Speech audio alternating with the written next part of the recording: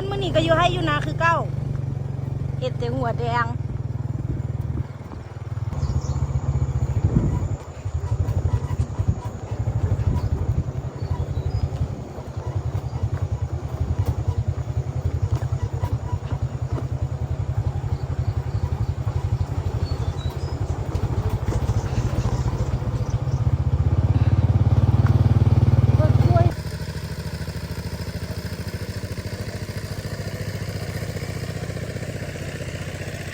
นาจ้วลิดก็ลงแต่เสา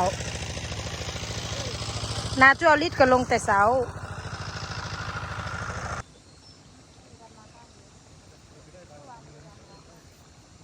บ่ได้เฮ็ดด่วนเฮ็ดกันเฮ็ดแถวเสื้อเอาเสื้อหนัง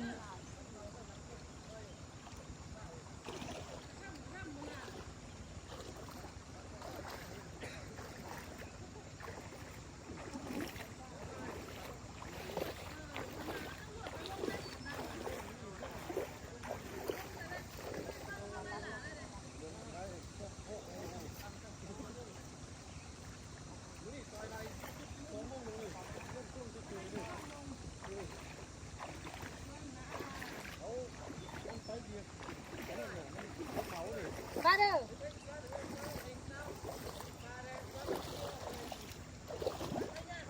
มาปันเขาสักปันลูกไว้ข้าวล้ำเลยซื้อลูก โอ้ลืมเข้า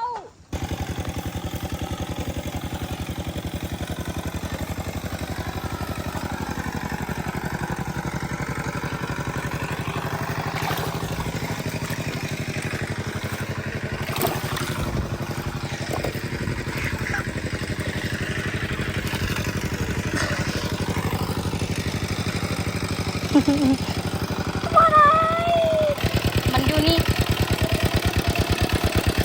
นี่เหยียบมันอย่าเหยียบมันนี่โอ้ย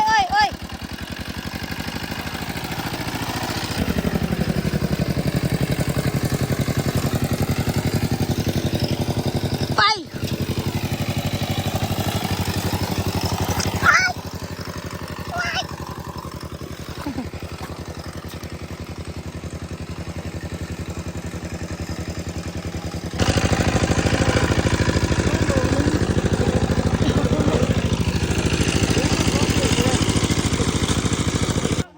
9:30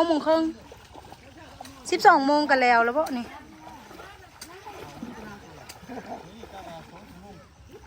แม่เวียดสู้ไหม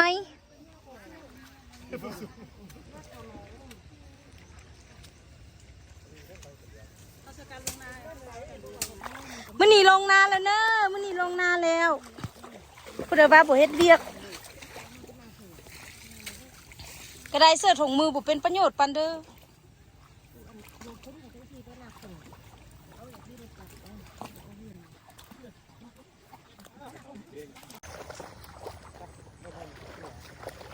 ได้ค่าทำนางมั้งน้อง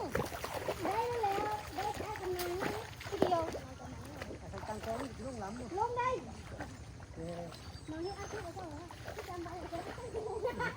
ที่นำมันมาตั้งคุณเป็นผู้ชาย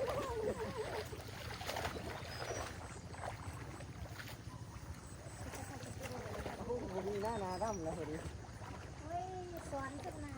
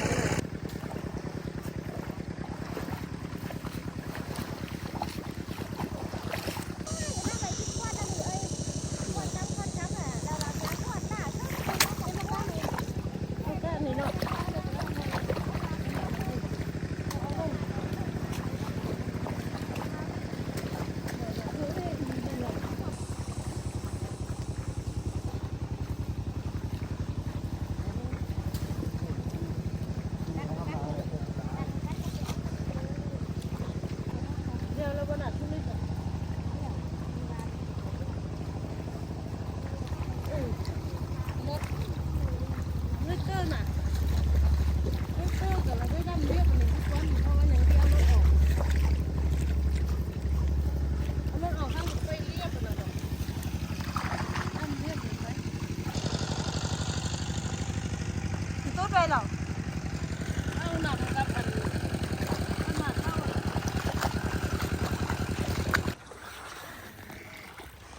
ไปอยู่นี่แหละ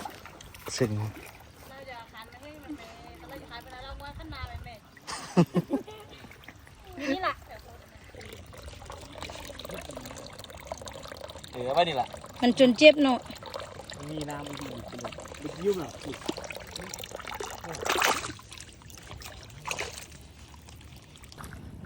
มาดำนะ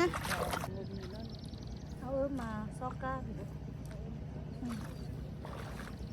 ยกมือเอ็มเย่เย่มา เย่บ่เห็นแล้วนะเย่บ่เห็นแล้วนะ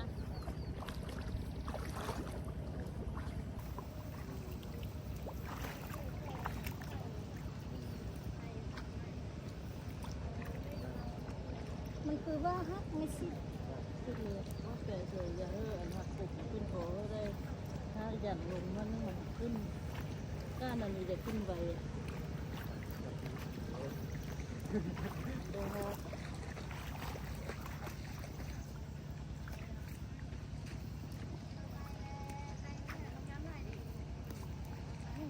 กินกันแล้วสู้มันจังสุดมันจะเป็นกับลมอ่ะ กับเจน่ะ